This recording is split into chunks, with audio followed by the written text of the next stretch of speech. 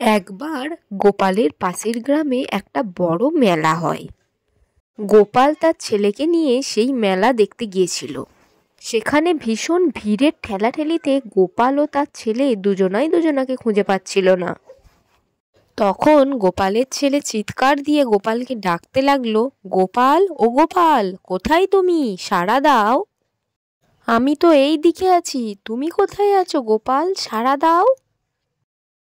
গোপাল তখন তার ছেলের আওয়াজ শুনতে পায় এবং মনে মনে তার ভীষণ রাগ হয়।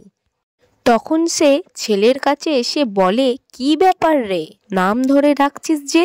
বাপ বলে ডাকতে বুঝি তোর লজ্জা লাগছে? এত অধঃপতন হয়েছে তোর? গোপালের ছেলে তখন বলে, সেই তো, আমি তোমার বাবা বাবা বলে ডাকি, আর অন্য কেউ সাড়া দিয়ে আমার বাবা হয়ে বসুক নাকি? এটাই কি তুমি চাও?